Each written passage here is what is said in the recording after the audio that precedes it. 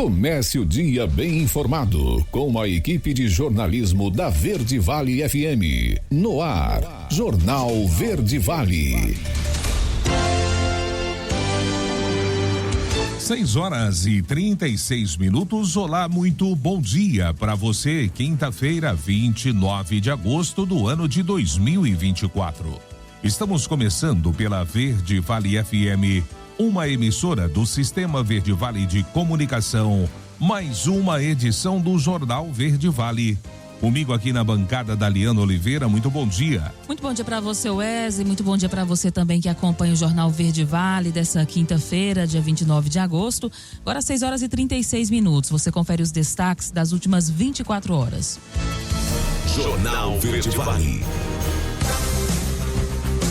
Detran Goiás, servidores são presos por transferências irregulares de veículos. Mulheres poderão prestar serviço militar voluntário a partir de 2025. Mineiros Esporte Clube empata com o Bela Vista nesta quarta-feira. Brasil tem 624 cidades em situação de emergência devido à estiagem. Governo prevê 10 bilhões de reais de economia em 2024, revendo o INSS e o Proagro. Nuvem de fumaça perde força em Goiás, mas só deve sumir após chuvas, é o que diz a meteorologia. Quadrilha lucrou 7 bilhões e meio de reais com bancos digitais não autorizados. Greve no INSS, governo Lula tenta acordo em reta final de negociação. Os detalhes destas e outras notícias você vai conferir a partir de agora, aqui no Jornal Verde Vale.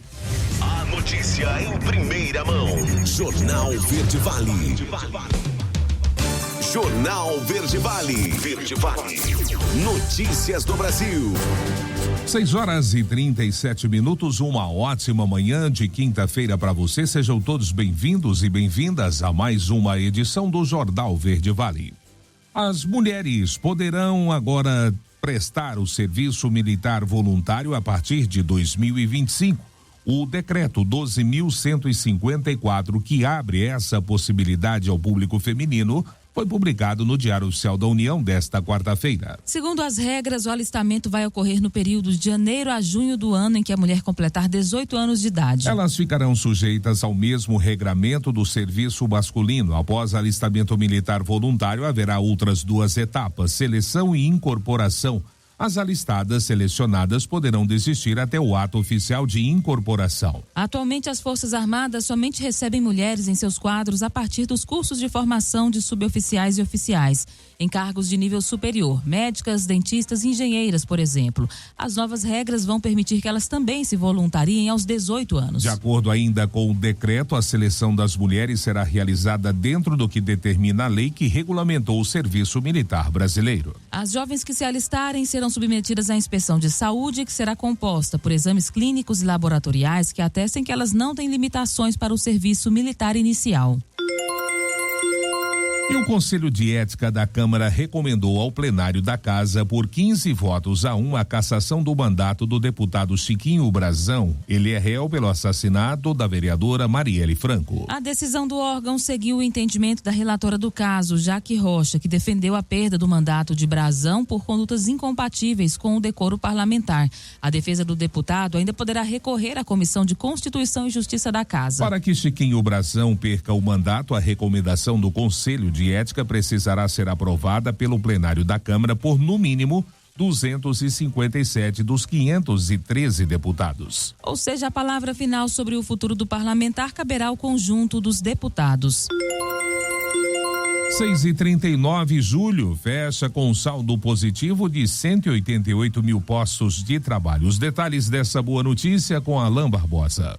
Gerou mais postos de trabalho formais que demitiu em julho deste ano. De acordo com dados do Cadastro Geral de Empregados e Desempregados, CAGED, divulgados pelo Ministério do Trabalho e Emprego nesta quarta-feira, o saldo positivo é de 188.021 postos de trabalho. O mercado demitiu 1.999 trabalhadores, mas contratou 2.187 pessoas. No ano, o saldo é positivo em 1.492 empregos com carteira assinada. Segundo dados do IBGE relativos ao trimestre encerrado em maio, a taxa de desemprego no Brasil é de 7,1%. Ministro do Trabalho e Emprego Luiz Marinho destacou que é preciso estimular segmentos que ainda estão na informalidade. tem muita gente ainda desempregada no país. Você tem, assim, nichos que está aí com um indicador muito baixo, né, de desemprego, pode ser considerado pleno emprego, mas na grande maioria não. E mais, acredito que tenha segmentos que é possível ser estimulado a vir para o mercado de trabalho que não estão vindo, especialmente, né, o segmento feminino. Ao anunciar que tem emprego formal, que está melhorando, que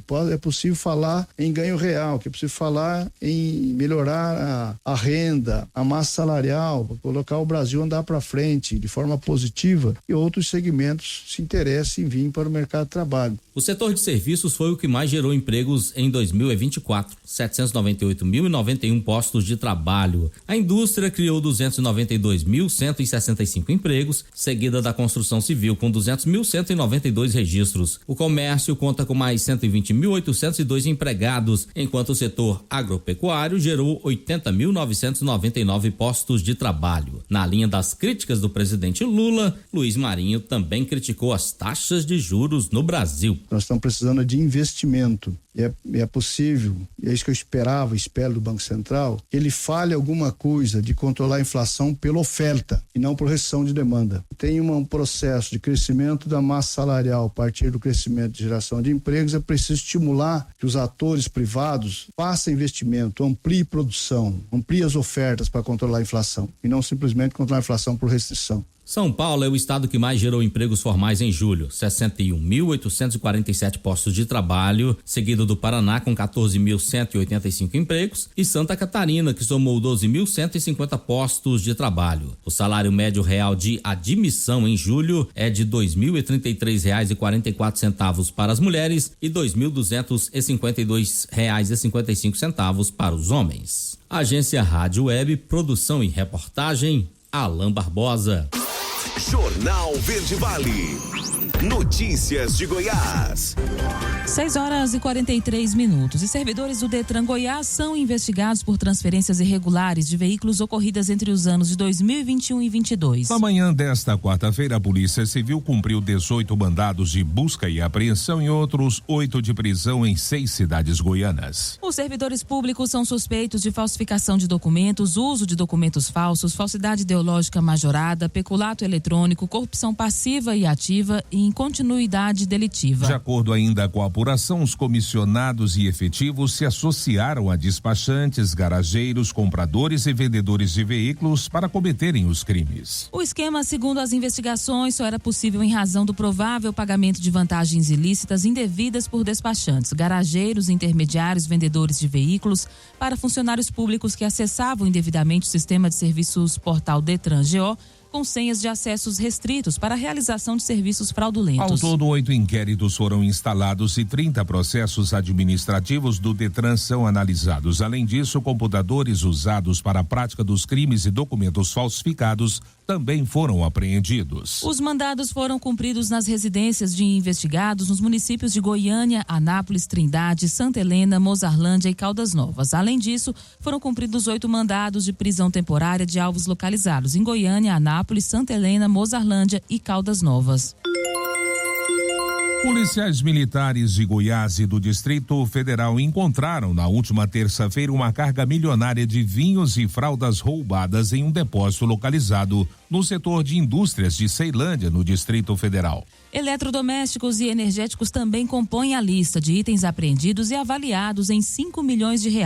2 homens que vigiavam o prédio foram presos e autuados em flagrante. Militares do Grupo de Rádio Patrulha Aéreo Graer e da Companhia de Policiamento Especializado CPE de Águas Lindas, em Goiás, chegaram ao galpão localizado no setor das indústrias em Ceilândia, após troca de informações com colegas do Batalhão de Operações Especiais UBOP do Distrito Federal. No local também foram encontrados, além de uma caminhonete, 2 caminhões, 3 empilhadeiras e 3 carros de luxo. Pelo que foi apurado pela Polícia Civil do Distrito Federal, que também participou da operação, os itens encontrados no depósito foram subtraídos durante o transporte em rodovias de São Paulo, Minas Gerais, Goiás, Paraná e Tocantins. As cargas roubadas, furtadas ou desviadas, ainda de acordo com as investigações, seriam comercializadas já a partir dessa semana no Distrito Federal e também no estado de Goiás.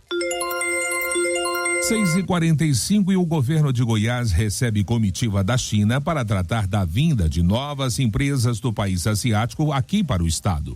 Vamos saber dos detalhes com Emanuele Winder.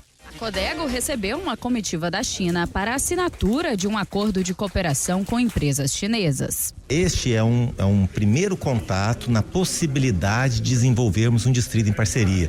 Então, não há área definida ainda, não há tratativas mais aprofundadas. Há um início, uma demonstração de interesse de ambas as partes. As parcerias entre o estado de Goiás e a China estão cada vez mais frequentes. O grupo hoje assinou um termo de cooperação que vai abrir portas para a venda de novas empresas aqui para o estado de Goiás. Essa missão já é fruto dos convites que foram feitos para que esses empresários estivessem aqui no Brasil e pudessem visitar Goiás como um local de preferência na implantação das empresas e também nas parcerias com empresas goianas. E o que nós queremos é aumentar as parcerias e também trazer novas empresas, já que a tecnologia chinesa hoje é uma das mais avançadas do mundo. Goiás tem uma localização privilegiada no centro do país e seu crescimento econômico desperta interesse nos chineses. Ela ficou muito feliz a poder assinar esse memorando. Com isso, essa assinatura, gostaria de trazer mais investimento chinês para Goiânia. Emanuele Winder, da Agência Brasil Central. Jornal Verde Vale. Esportes. 6h47. E o Fluminense encaminhou nesta quarta-feira a venda de André para o Wolverhampton da Inglaterra. O clube está por detalhes de concretizar o acerto. A venda será de 22 milhões de euros, algo em torno de 135 milhões e meio de reais na cotação atual por 100% dos direitos federativos do atleta, ou mais 3 milhões de euros de metas a serem atingidas. O jogador viaja nesta semana para a Inglaterra e já não enfrenta o São Paulo no domingo. Sua última partida pelo Fluminense foi a vitória sobre o Atlético Mineiro por 2-0 no sábado, no Mineirão. A negociação foi conduzida pelo empresário Carlos Leite. E depois de 2 tropeços seguidos na Série A do Campeonato Brasileiro como mandante contra o Grêmio, o Vasco da Gama, o Criciúma voltou a comemorar uma vitória junto com a torcida do estádio Heriberto Rios. O triunfo por 1-0 diante do Bragantino na noite desta quarta-feira, em duelo atrasado e válido pela 19ª rodada, afastou o Tigre da zona de rebaixamento e deixou o Massa Bruta mais próximo dela. Marcelo Hermes, aos 36 do primeiro tempo, anotou o único gol da partida. A vitória no Majestoso fez o Criciúma somar os 3 pontos e chegar aos 28. O time é o 12º na tabela. O Bragantino caiu com 27 pontos e caiu 2 posições, aparecendo agora na 15ª posição. Jornal Verde Vale. Agronegócios. 6h49. A pecuária, a cana-de-açúcar, a fruticultura e a evicultura, o cultivo de seringueiras e também a apicultura foram os setores da agropecuária paulista que mais tiveram perdas com as queimadas registradas na última semana no estado de São Paulo. Os dados são da Secretaria da Agricultura e Abastecimento do estado e mostram que os prejuízos de toda a agropecuária paulista ultrapassaram R$1 bilhão. A secretaria destacou que a Defesa Civil do estado manteve 22 áreas do estado em alerta para queimadas, mesmo com a chegada de uma frente fria que trouxe chuva e derrubou as temperaturas na região sudeste. A secretaria informou ainda que disponibilizou R$110 milhões para os produtores rurais afetados pelo fogo por meio do Fundo de Expansão Agronegócio Paulista. Para ter acesso a esse crédito, o produtor deverá procurar a Casa da Agricultura do seu município. E a quarta-feira chegou ao fim com preços futuros do milho, contabilizando pequenas movimentações negativas na Bolsa Brasileira. As principais cotações flutuaram na faixa entre R$60,45 e R$68,74. O vencimento setembro 24 foi cotado a R$60,45 com estabilidade. Já o novembro 24 valeu a saca R$62,78, com a perda de 0,27%. O janeiro 25 foi negociado a R$66,17 a saca. E o março 25 teve valor de R$68,74, uma queda de 0,30%. A análise da Agriinvest destaca que o milho da Bolsa Brasileira acompanhou e movimentou o movimento baixista do cereal em Chicago, sendo enfraquecido ainda pela baixa competitividade e pelo ritmo lento do milho brasileiro na exportação. A notícia em primeira mão. Jornal Verde Vale. Jornal Verde Vale. Verde Vale. Notícias do Brasil. 7h04, já de volta com o Jornal Verde Vale.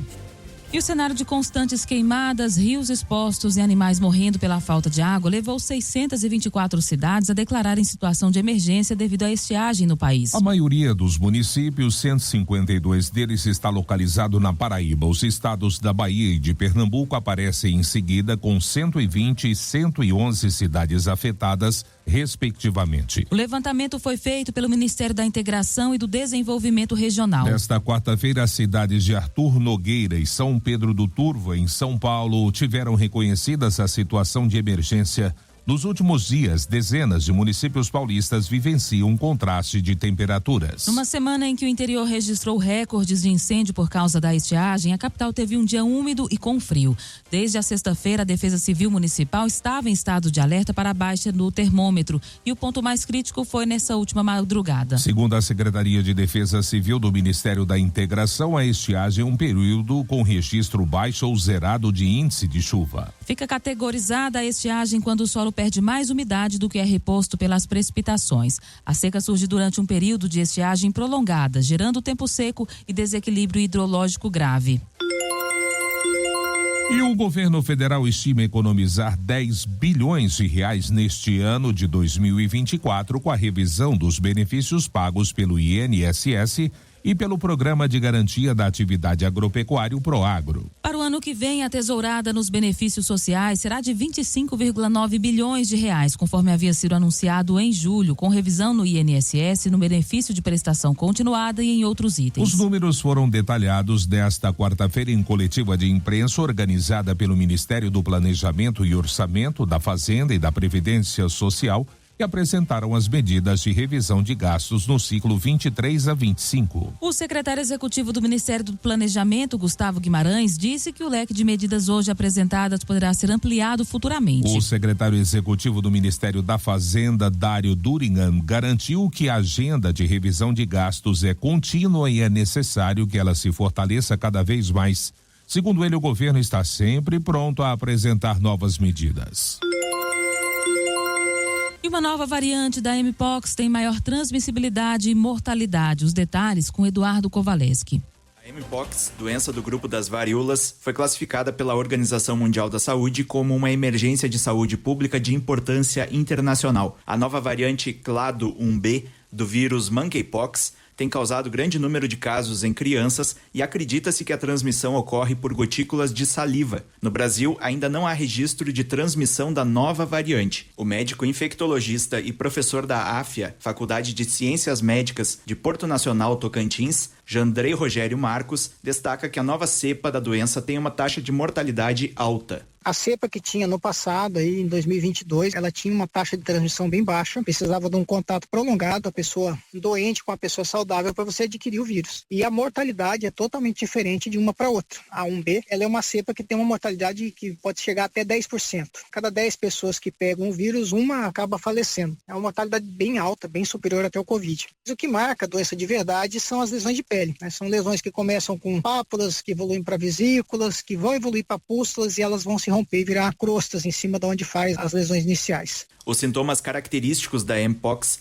podem ser confundidos com os da catapora ou varicela. O infectologista reforça que a vacinação é o caminho mais adequado para proteger as pessoas e os profissionais da saúde. Tanto o Mpox quanto o Covid, o principal mecanismo que a gente tem ainda é a vacinação, né? A importância dela no dia a dia de ser feita. Não só a vacinação para essas duas, né? Mas, por exemplo, a própria varicela, a catapora, ela tem vacina. E a gente vê muitas crianças, né? E adultos que não tomaram essa vacina e que estão adquirindo a varicela nesse momento para complicar a vida de quem está tendo dependendo do profissional de saúde que está trabalhando aí, para ele fazer uma confusão enorme, o que é varicela, o que é mpox. Então a vacinação aqui, não só para as doenças que a gente está conversando, mas para todas as outras é essencial para a população, para a gente não ter confusões no diagnóstico. Os sintomas da mpox incluem febre, dor de cabeça, dores musculares e nas costas, apatia e gânglios inchados. A prevenção mais eficiente é evitar o contato com pessoas que apresentam lesões de pele sugestivas da doença. O tratamento consiste em aliviar as dores causadas pelas lesões de pele e higienizar feridas para evitar novas infecções.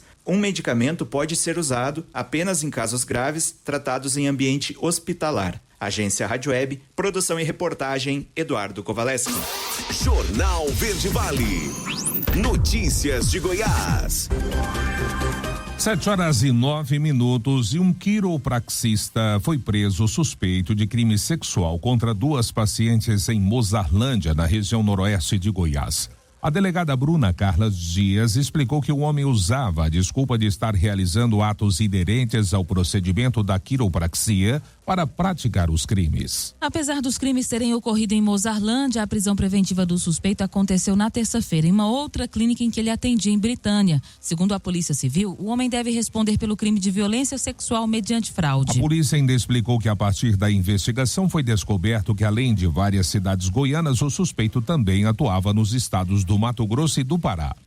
A Polícia Civil contou que a investigação foi iniciada após as vítimas denunciarem os crimes. Ele foi encaminhado ao presídio e se encontra agora à disposição da Justiça.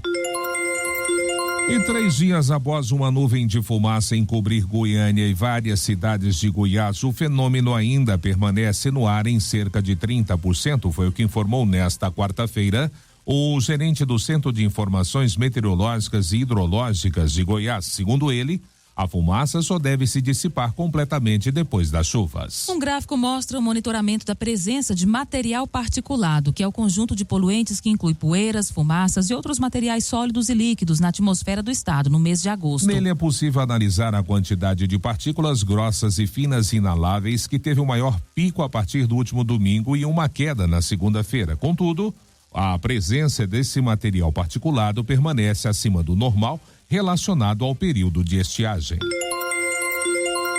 E as forças de segurança de Goiás estão apurando as causas de incêndios aqui no estado. A reportagem é com Túlio Isaac Filho. Bom, você que esses dias que estava aqui no estado acompanhou que o estado ficou completamente coberto de fumaça. Goiânia, Aparecida, diversas cidades ao sul também do estado, infelizmente por conta de queimadas. Também registramos vários casos de queimadas de forma criminosa. Inclusive, agora, quase 9 horas da manhã, nós estamos aqui na Dema, tem uma pessoa sendo ouvida por conta de queimada criminosa.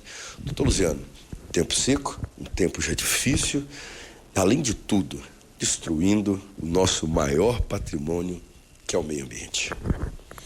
Lamentável, mas a Polícia Civil, SEMAD, Batalhão Ambiental, Corpo de Bombeiros, todos nós estamos aí envolvidos hoje para falar, olha, isso aqui, esse incêndio, provocar ou causar, ocorreu, ele será apurado, seja criminoso ou não. O cidadão, por exemplo, que está sendo ouvido agora, ele vai lá, no parque, tem um monte ali de material combustível, folhas, restos, lá e coloca fogo, perde-se o controle, vê um vento, como você disse, muito calor, isso aqui na zona na zona urbana, e na rural é pior. Quando eu estava em Jataí, na manhã do domingo, a pessoa aqui de Goiânia, Luziano, vem aqui, nós temos que descobrir o que está acontecendo com Goiânia, está debaixo de nuvem, né, de fumaça. Você chega em Rio Verde do mesmo jeito, Itaquereúna, Indiara, Guapó, enfim, do sudoeste goiano, de Jataí até aqui no domingo, estava todo enfumaçado. Claro que agora com esses levantamentos técnicos, vê que vem de outros lugares, mas também tem a contribuição aqui do estado de Goiás com as grandes queimadas. Bom, então, que fique pelo menos a consciência, porque nós estamos falando de natureza, nós estamos falando da nossa saúde, das nossas crianças. Eu tenho um filho pequeno e a gente sabe o quanto as crianças sofrem Já com tempo ruim, você imagina, com essas queimadas. Um rapaz sendo ouvido aqui agora, porque o que a gente não quer, né, seu Rodrigo Oliveira, é chegar aqui na Dema para gravar com o doutor Luziano e ter que encontrar algum amigo nosso aqui por conta de queimada. A Dema está de olho, o SEMAR de olho, o estado de Goiás se preocupa com o meio ambiente e pode ter certeza, os responsáveis serão punidos. Túlio Isaac Filho, da Agência Brasil Central. Jornal Verde Vale. Esportes. 7h14. E em jogo adiado da quinta rodada do Brasileirão, Cruzeiro e Internacional ficaram no 0-0 na noite desta quarta-feira no Mineirão. Foi o segundo encontro entre os dois clubes que se enfrentaram no domingo passado em Porto Alegre com vitória do Colorado. Nesta quarta, o Inter teve o zagueiro Augustinho Rogel expulso aos 33 do primeiro tempo, depois de atingir o rosto do atacante Caio Jorge. Na etapa final, o Cruzeiro teve um pênalti ao seu favor. Caio Jorge bateu mal, o goleiro Antony salvou com o pé e ainda defendeu a tentativa de rebote. O Inter soma 1 ponto e se distancia do Z4, enquanto a Raposa chega a 5 jogos sem vencer no Brasileirão. Com o resultado, o Cruzeiro segue estacionado na 7ª colocação da tabela, agora com 38 pontos em 24 jogos. O Inter surge em 11º com 29 pontos em 21 partidas disputadas. O Colorado abre 6 pontos em relação ao Z4 e ainda tem 3 jogos a menos que a maioria dos concorrentes. E o Mineiros Esporte Clube saiu na frente, mas acabou cedendo o empate em um jogo bastante disputado ontem em Bela Vista. Final do jogo, Bela Vista 1, MEC 1. Mas quem traz mais informações e detalhes a respeito dessa partida é o repórter Otomar Martins. Muito bom dia, Wesley Pereira, bom dia, Daliana, bom dia, J. Pereira, do Jornal Verde Vale. Estamos chegando com informações do Mineiros Esporte Clube, que empatou ontem contra a equipe do Bela Vista, jogo lá em Bela Vista. 1-1 foi o placar do jogo. O MEC saiu na frente no primeiro tempo, jogou muito bem o primeiro tempo. No segundo tempo, o Bela Vista voltou diferente e fez a diferença e acabou empatando o jogo. Mineiros que vai jogar agora dia 8 de setembro, passando esse fim de semana agora no próximo, vai ter um período aí para trabalhar, porque vai folgar aí nessa primeira rodada do segundo turno. J. Miranda analisa esse empate ontem lá em Bela Vista, Mineiros 1, Bela Vista também 1. Olha, meu caro bom de bola, o Mineiros fez um primoroso primeiro tempo, criou várias situações de gol, poderia ter matado o jogo no primeiro tempo, fez um gol, poderia ter feito 1, 2, 3 e liquidado a fatura.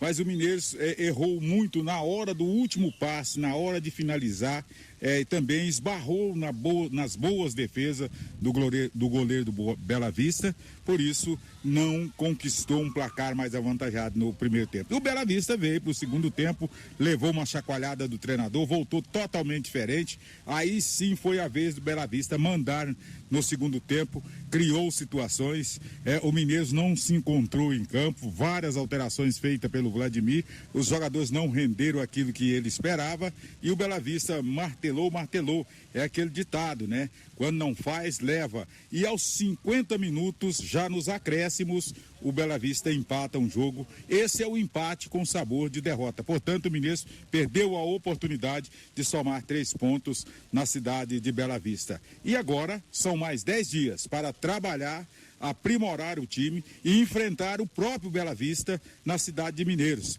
Então essa é a situação do Mineiros, que soma 5 pontos no momento ao lado do próprio Boa Vista, que também tem 5 pontos. Então o Mineiros tem tudo para fazer um bom jogo aqui na nossa cidade e vencer e quem sabe dar um passo importante na classificação nesta competição. 1-1 foi o placar do jogo e acabou sendo justo, porque um time jogou bem um tempo, o outro jogou bem o outro tempo. Legal, obrigado então, J. Miranda, pelas suas palavras aqui no Jornal Verde Vale. Logo mais ao meio-dia a gente tem mais informações do Mineiro Esporte Clube no Verde Vale Esporte, comigo, com J. Miranda, enfim, a gente vai estar falando aí de Mineiro Esporte Clube e do esporte em geral. Um abraço e até lá. Jornal Verde Vale. Agronegócios. 7h18. O mercado brasileiro da soja teve pouco movimento nesta quarta-feira. Os preços ficaram mistos, enquanto a Bolsa de Mercadorias de Chicago teve forte queda e o dólar subiu. Parte mais agressiva da indústria pagou acima da paridade de exportação. Houve alguns negócios por necessidade imediata de compra com indicações superiores às cotações do mercado. Os preços da soja no Brasil no fechamento desta quarta-feira ficaram da seguinte forma: em Porto de Rio Grande se manteve em R$ 133, em Cascavel estabilizou em 129 e Porto de Paranaguá ficou em R$ 134. Em Rondonópolis, Mato Grosso, recuou de 128 para R$ 127. Já em Dourados, Mato Grosso do Sul, diminuiu de 123 para R$ 122. E Rio Verde, aqui em Goiás, não variou, permaneceu em R$ 128. Os contratos futuros da soja negociados em Chicago fecharam a quarta-feira em baixa. O retorno das chuvas do meio-oeste dos Estados Unidos e o desempenho negativo de outros mercados pressionaram as cotações. A apreensão com o clima seco se dissipou em algumas regiões do cinturão produtor norte-americano com as recentes chuvas. Com isso, vai se consolidando uma safra cheia nos Estados Unidos, fato que vem pressionando fundamentalmente o mercado. Jornal Verde Vale. Verde Vale. Notícias do Brasil.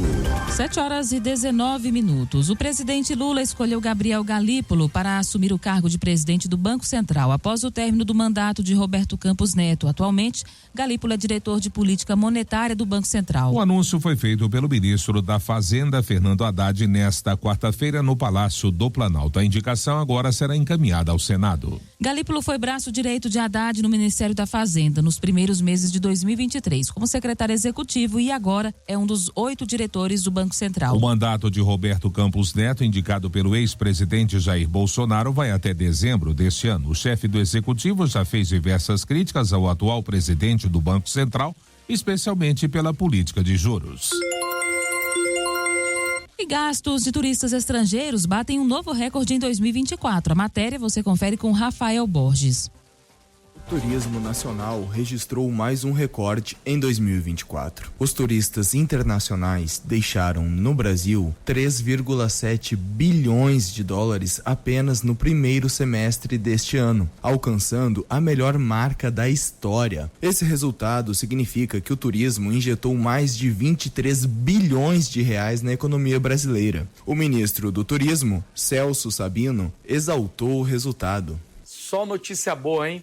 Por aqui, nos primeiros 7 meses deste ano, os turistas internacionais deixaram impressionante mais de 4,3 bilhões de dólares na nossa economia.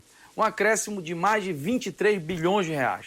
Um valor 1 bilhão de dólares superior ao registrado no mesmo período do ano passado.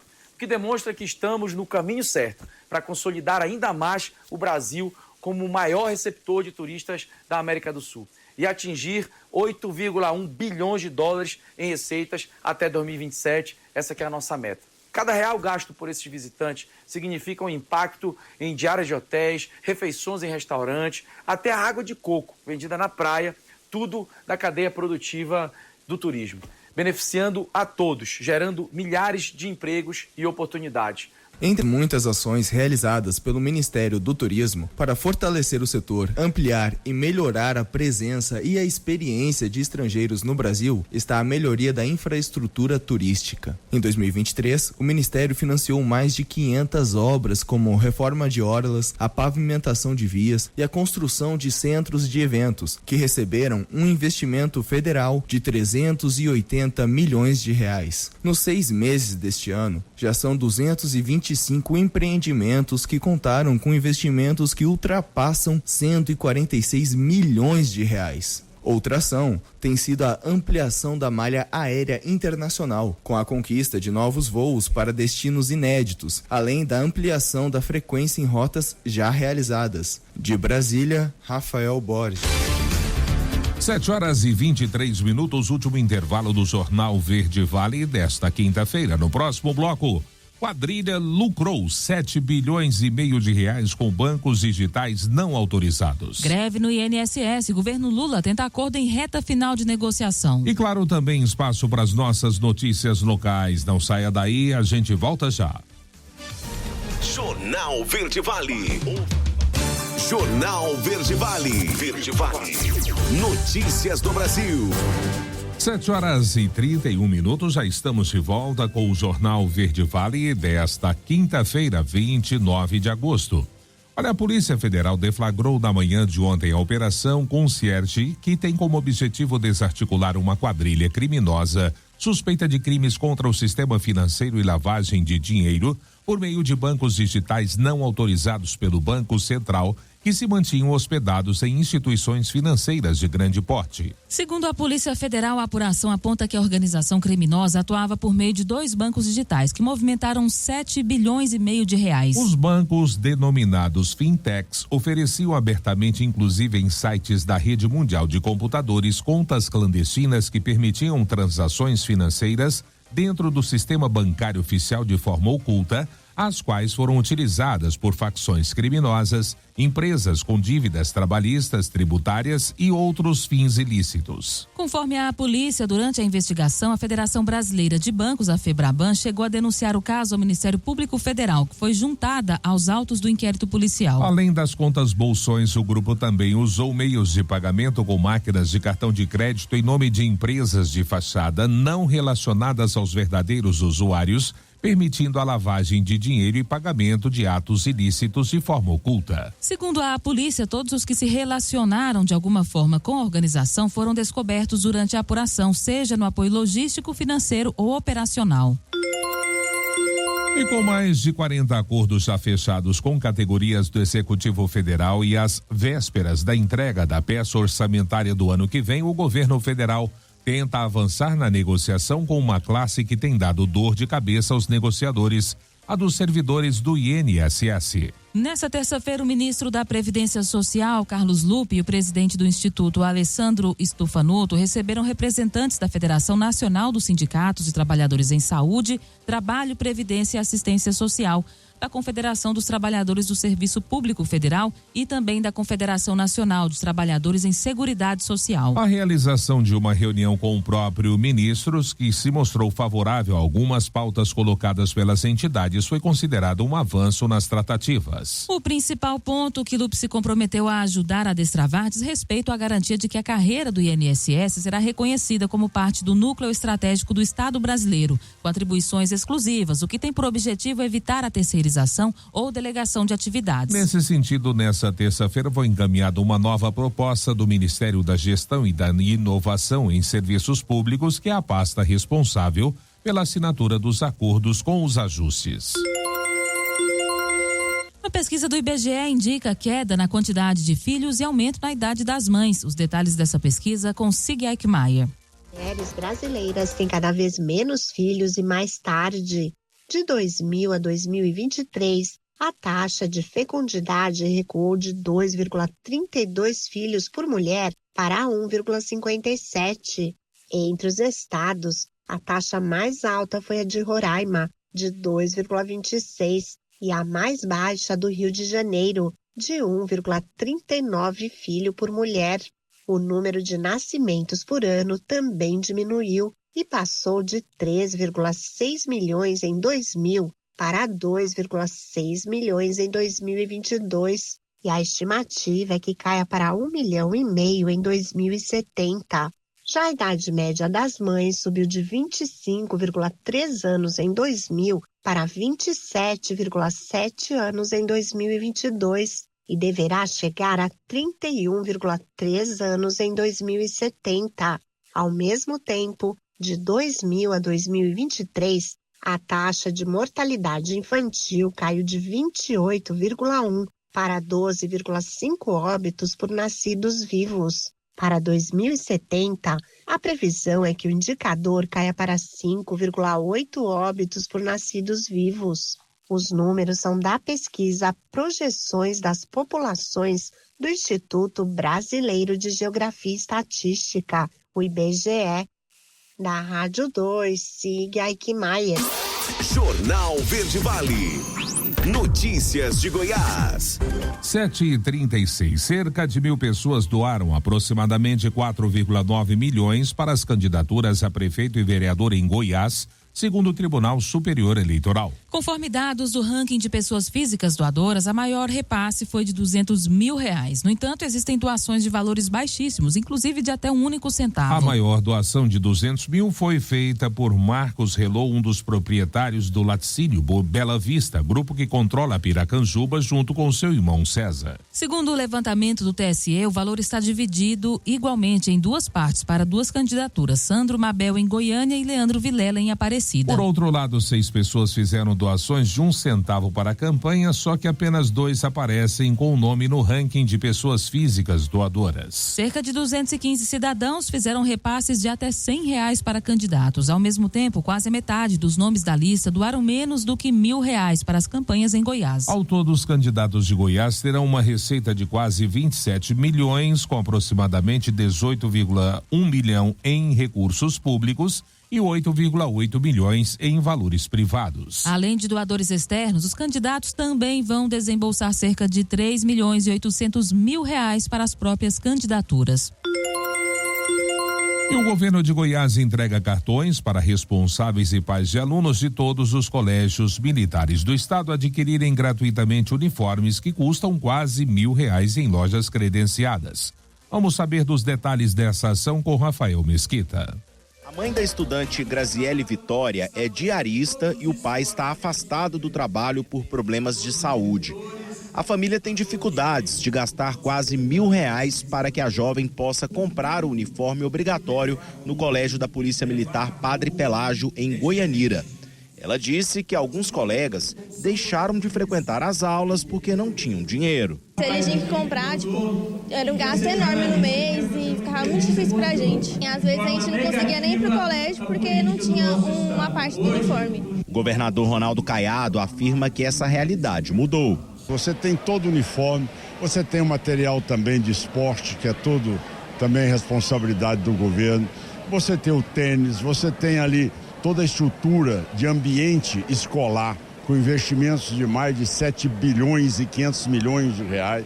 Então isso tudo, gente, é a maneira de nós podermos entender que o pai não pode ser onerado daquilo que ele não tem condições de arcar com o orçamento dele. Os pais ou responsáveis vão receber um cartão no valor de R$970 por aluno para a compra das peças de uniforme necessárias em lojas credenciadas ao governo do estado. No total, o programa vai atender 78 mil alunos dos colégios estaduais da Polícia Militar de Goiás. A primeira-dama do estado, Gracinha Caiado, acredita que a ação promove a igualdade social entre os alunos. Eu não posso ouvir de uma mãe que o filho não vai à escola porque não tem condições de comprar material ou a roupa para ir na escola. Isso não é justo. A gente sabe que desses 540 mil alunos, existem alguns que têm uma condição melhor. Outros não, e isso não é mais o problema desses pais, dessas crianças. O Bolsa Uniforme faz parte do programa Goiás Social. São investidos cerca de 76 milhões de reais na ação. O estado tem 82 unidades de colégios militares em 61 municípios. Rafael Mesquita, da Agência Brasil Central. Jornal Verde Vale. Esportes. 7h40. E o Flamengo conseguiu uma vitória importante sobre o Bahia por 1-0 na Fonte Nova e larga com vantagem na disputa por uma vaga na semifinal da Copa do Brasil. O tricolor baiano se impôs em sua casa e controlou a maior parte do jogo, criou muitas oportunidades, mas pecou nas finalizações. Diferente do rubro-negro, que fez jogo conservador e aproveitou uma bobeira da defesa adversária para fazer o gol do jogo com Bruno Henrique em escanteio. Com a vitória, o Flamengo poderá até empatar para se classificar no jogo de volta. O tricolor baiano precisa vencer por mais de 2 gols de diferença para avançar direto. Um triunfo tricolor por 1 gol levará a decisão para os pênaltis. E essa quarta-feira foi de muito futebol em competições nacionais. Pela Copa do Brasil, foi melhor para os visitantes. Além dessa vitória do Flamengo sobre o Bahia por 1-0 na Fonte Nova, o São Paulo recebeu o Atlético Mineiro e acabou derrotado pelo mesmo placar. No Morumbi, o tricolor paulista bem que tentou, mas não conseguiu sair em vantagem diante do time mineiro em noite de homenagem a Juan Esquiedo, jogador do Nacional do Uruguai, morto em decorrência de uma arritmia cardíaca. O time de Zubeldia não mexeu no placar. E no fim da partida, quem marcou foi o Galo. Bataglia completou o cruzamento de Scarpa e decretou o triunfo da equipe de Milito. Os 2 times só voltam a campo no dia 12 de setembro e o Atlético joga pelo empate na Arena MRV. Jornal Verde Vale. Agronegócios. E o mercado físico do boi gordo segue com preços firmes. O ambiente de negócios ainda sugere pela continuidade da valorização dos preços no curto prazo, considerando a atual posição das escalas de abate, e permanecem apertadas. Os frigoríficos que contam com animais de parceria, contratos a termo, seguem com escalas mais confortáveis. É o que disse o analista da consultoria Safras e Mercado, Fernando Henrique Iglesias. Sob o prisma da demanda, o desempenho das exportações ainda é extremamente positivo na atual temporada, assim como a melhora dos indicadores do consumo doméstico, vislumbrando uma boa perspectiva. Confira os preços da arroba do boi no fechamento do mercado dessa quarta-feira. Em São Paulo, R$ 242,53. Em Goiás, R$ 235,32. Em Minas Gerais, R$ 234,41. Já no Mato Grosso do Sul, R$ 242,50 arroba. E no Mato Grosso, R$ 216,01. O mercado atacadista ainda se depara com preços firmes para a carne bovina, conforme Iglesias, e o viés ainda é de alta dos preços durante a primeira quinzena de setembro, período pautado por maior apelo ao consumo, considerando a entrada de salários na economia como motivador da reposição ao longo da cadeia produtiva.